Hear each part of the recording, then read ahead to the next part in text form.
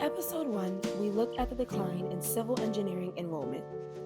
But the reasons behind it aren't random. They're documented across universities, industry reports, and national education studies.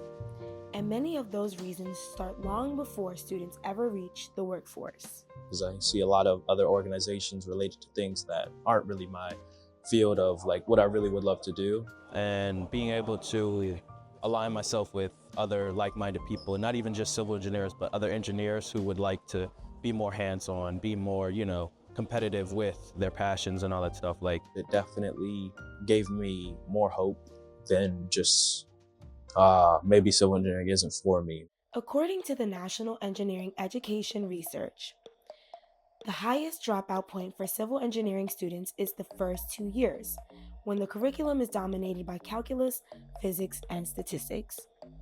Studies from the American Society for Engineering Education report that these gateway courses have some of the highest failure and withdrawal rates in STEM. For many students, these classes become a barrier to entry. They leave the major not because they lack interest in infrastructure or design, but because the early coursework doesn't reflect the work civil engineers actually do. Young people were more advanced technology. AI is coming. Well, people more familiar with computer was our age is really analog thing, but now it's digital. So maybe change the environmental. That's more that the other area is more attractive than the civil engineering. Civil engineering looks a little bit old-fashioned. Industry surveys from the Bureau of Labor Statistics show that early career civil engineers often work long hours, spend significant time on job sites, and face demanding project deadlines. These conditions contrast sharply with fields that offer remote work, flexible schedules, and rapid upward mobility. Research from Pew and Deloitte shows that younger workers prioritize flexibility, mental health, and work-life balance more than previous generations. Civil engineering is a field built on physical infrastructure and in-person oversight, which doesn't always align with those expectations. I was able to become an engineering intern where I was able to work on the field and understand more and more of the process, whether it's from pre-con, procurement, to construction, all of that. It's not just one where you're just building and, the building is there. It takes steps. It takes, of course, experience, but it also takes a lot of, effort and, passion, which I feel like I have a lot of and I really enjoy it. Multiple studies, including reports from the National Academy of Engineering, show that many high school and early college students have limited understanding of what civil engineers actually do.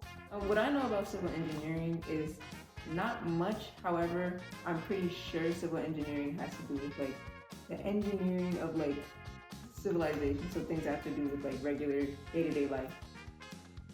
This awareness gap affects recruitment.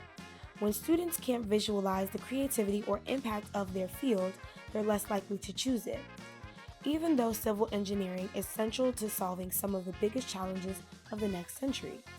One thing I would like to see and with engineers entering the workforce is if the school prioritize people that graduate from that university to work on university projects.